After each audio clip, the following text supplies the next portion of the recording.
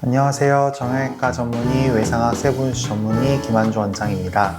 겨울철 많이 발생하는 손목 골절, 원위 요골 골절에 대해 알아보자 라는 제목으로 준비를 하였습니다. 그래서 손목 골절이 골절 중에서 가장 흔한 골절입니다. 그래서 어떤 경우에 수술을 하고 어떤 경우에는 비수술로 치료가 잘 되는지 한번 완벽하게 정리를 해보도록 하겠습니다. 겨울이 되게 되면은 바닥이 많이 얼어붙고 바닥이 미끄럽습니다. 또 그것뿐만이 아니라 우리가 옷을 두껍게 입게 되고 그럼 몸이 좀 둔해지죠. 그래서 옷을 두껍게 입고 그리고 손에 주머니를 넣고 걷게 돼요. 몸이 좀 둔하고 부한 상태에서 이렇게 딱 넘어지면은 손에 주머니를 넣고 있다가 얼른 손을 빼면서 손을 딱 짚는 거죠. 그러다 보면 손이 또각하면서 이렇게 부러지는 경우가 많습니다. 그리고 특히 이제 고령 그리고 골다공증이 있는 분들은 더 그런 빈도가 높아요.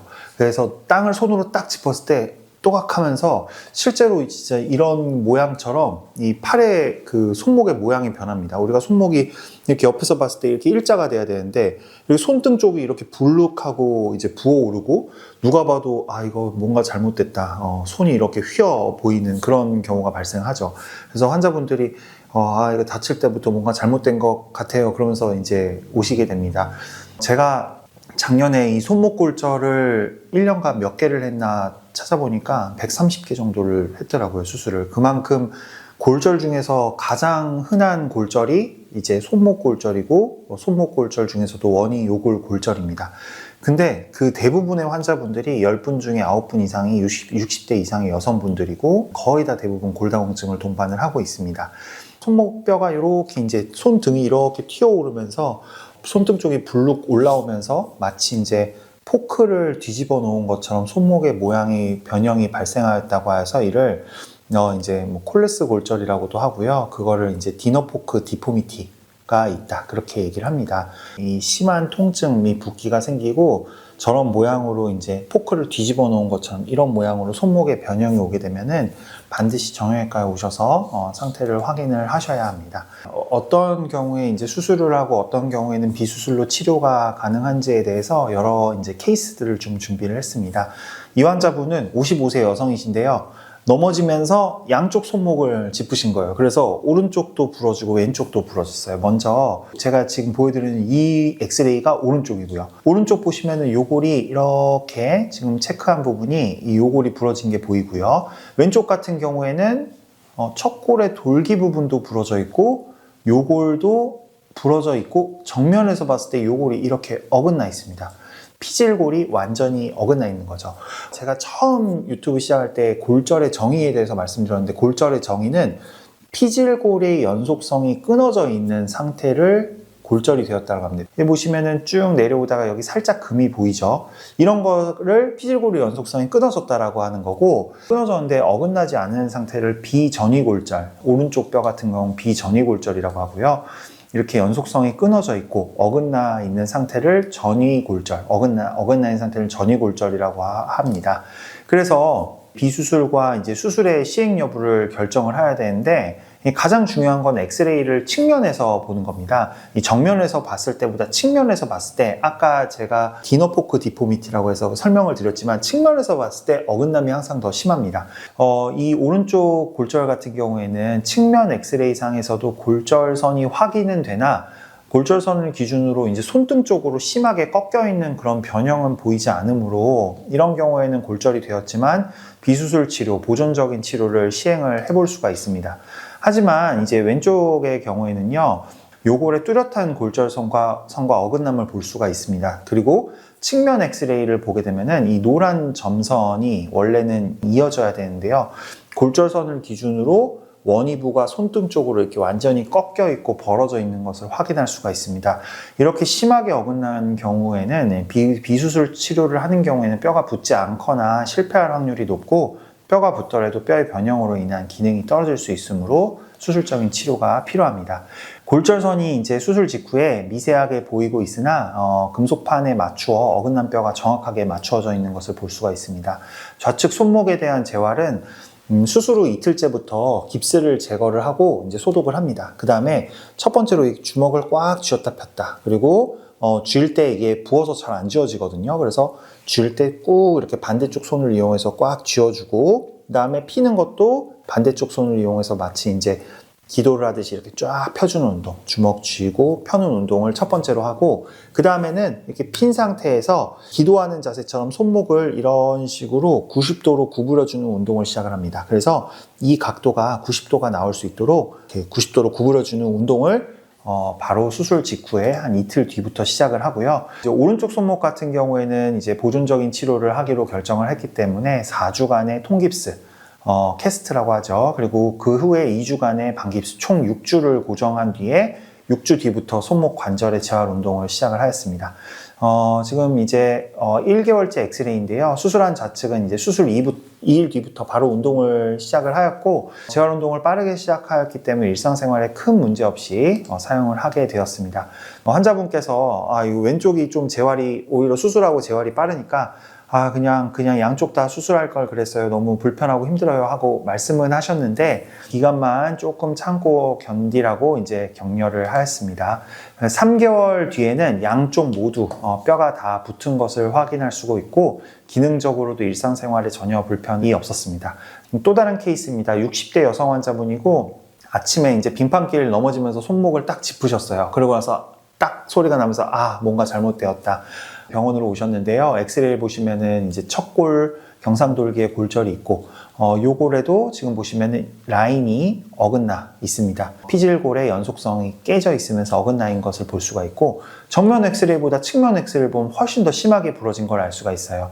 디너포크 디포미티가 보이고 있고요. 그 손바닥 쪽에 이 노란색 선이 연결이 되어 있어야 되는데 골절 부위가 완전히 꺾여 있고 손등에 분쇄가 있는 것을 확인을 할 수가 있습니다.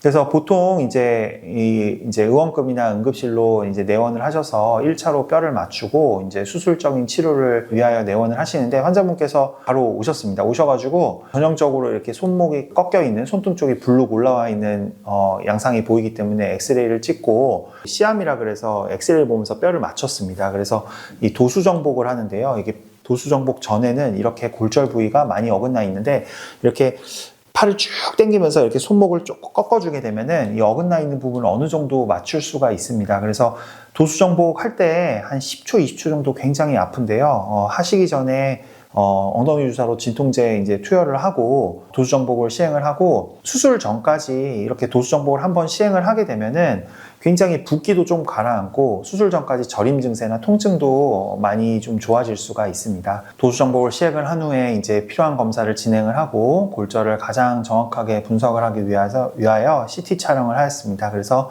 관상면에서 보면 이렇게 어긋나 있는 것을 확인할 수가 있고요.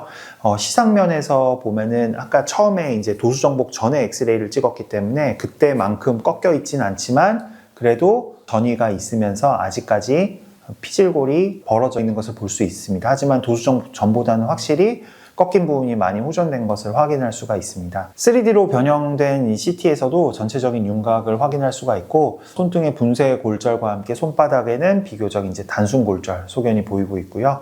수술은 일반적으로 이제 전신 마취가 아니고 상완신경총 마취, BPB라고 합니다. 이걸로 진행을 해서 팔만 마취시킨 후에 수술하게 되면은 환자분이 살짝 수술 중에 무서워할 수 있기 때문에 저희가 진정 혹은 이제 수면을 하면서 수술하게 되고, 절개는 손목 부위의 손바닥 쪽으로 한 4cm 정도 절개를 하게 됩니다.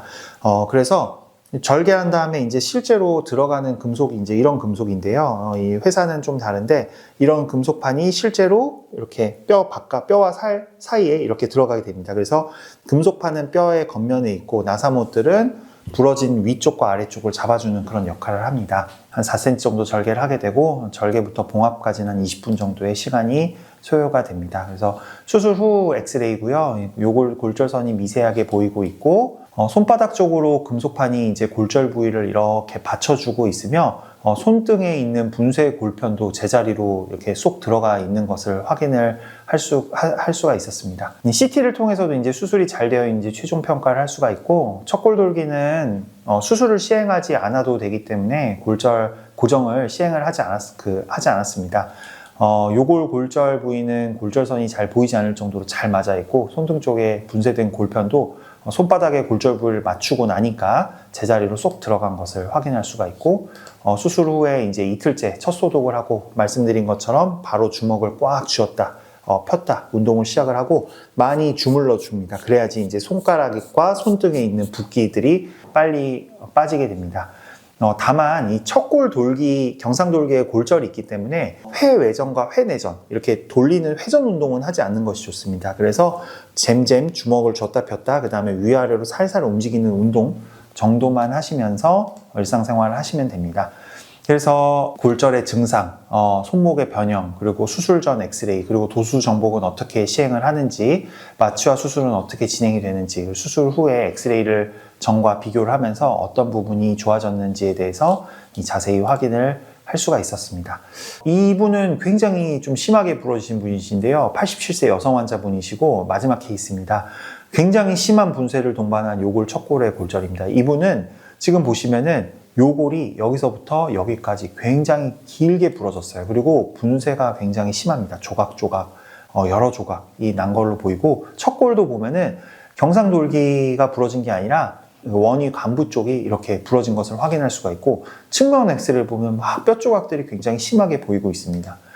이분도 역시 이제 추운 겨울 빙판길에서 넘어지면서 좌측 손목을 딱 짚은 후에 이제 촬영한 엑스레이고 골절 부위가 굉장히 길기 때문에 이런 통상적으로 쓰는 이 짧은 금속판을 쓰는 게 아니라 골절 부위를 넘어서 위쪽과 아래쪽에 고정을 해야 되기 때문에 굉장히 이제 긴 금속판을 사용을 해야 됩니다. CT를 보면 이런 식으로 굉장히 분쇄가 요골 쪽에 보면은 그냥 한 조각이 아니라 하나, 둘, 셋, 넷, 다섯 손등 쪽은 훨씬 더 분쇄가 심한 이런 골절 소견을 보이고 있습니다. 그래서 그 미니 플레이트를 이용을 해서 이 작은 조각조각을 연결을 합니다.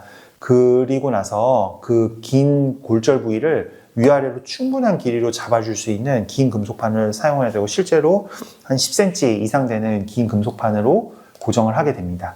금속판이 길기 때문에 이 뼈 밖으로 금속판이 튀어나오지 않도록 양옆에 이 뼈에 딱 얹어서 양옆에 마진을 잘 맞춰주는 것이 중요합니다. 이런 경우에는 요골도 고정을 하고 그 다음에 이제 척골도 간부가 부러졌기 때문에 이 척골도 같이 고정을 합니다. 요골과 척골을 다 고정을 하였는데 DRUJ라 그래서 이 원이 요척골 사이에 있는 관절이 이렇게 벌어지는 거예요. 그렇게 되면 우리가 굉장히 관절이 불안정해지고 관절염이 옵니다. 예를 들면 손목을 돌리거나 할 때 관절이 벌어지는 거죠. 그렇게 되면 안 되기 때문에 꽉 모아서 우리가 핀을 척골에서 요골로 2개를 고정을 해줬습니다. 그래서 지금 이렇게 벌어져 있는 관절이 핀을 받고 나서는 이렇게 좁아져 있는 것을 확인을 할 수가 있고 그래서 이제 처음 골절 부위 열었을 때 굉장히 심한 분쇄가 있지만 작은 조각조각을 연결하고 금속판을 최종 고정을 한 다음에 핀 2개를 받고 고정을 했습니다. 그래서 수술 후 엑스레이고 굉장히 긴 금속판이 있고요. 또 하나의 차이점은 척골도 고정을 했습니다. 척골을 고정한 건 훅 플레이트라 그래서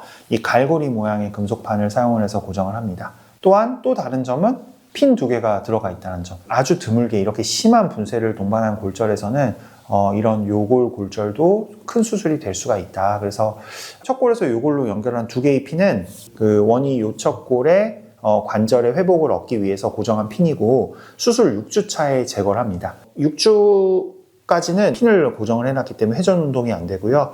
6주 뒤부터 이렇게 회전 운동을 시작을 합니다. 그래서 회전 운동을 시작을 하고 나서 6주 정도 지나고 나서 수술 후 3개월째에는 그래도 어느 정도 한 80에서 90% 정도의 회전 운동을 얻은 것을 확인할 수가 있었습니다. 그리고 이제 4개월째 엑스레이를 보면은 이 부분을 이제 확대를 해서 보게 되면은 골절된 부위가 완전히 뼈가 붙은 것을 얻을 수가 있습니다. 수술 전 이렇게 분쇄가 심한 요척골 골절도 우리가 길다란 금속판과 갈고리 금속판을 이용해서 좋은 결과를 얻을 수가 있다. 그래서 오늘의 골절 탐정 김한주의 결론입니다. 빙판길에 많이 넘어지고 겨울철에 많이 발생하는 요골 골절입니다. 손목 골절에서는 무조건적인 그 수술적인 치료보다는 골절 양상에 따라서 수술적인 치료와 비수술적인 치료를 신중하게 결정해야 됩니다. 그리고 척골 돌기의 골절은 요골 골절과 동반된 경우에는 필요하지 않은 경우가 많습니다. 하지만 이제 골절 부위가 근위부까지 연결되거나 불안정한 경우에는 척골도 수술이 필요하다. 이런 결론을 내었습니다. 오늘도 영상 봐주셔서 감사합니다. 댓글에 많은 질문 환영합니다.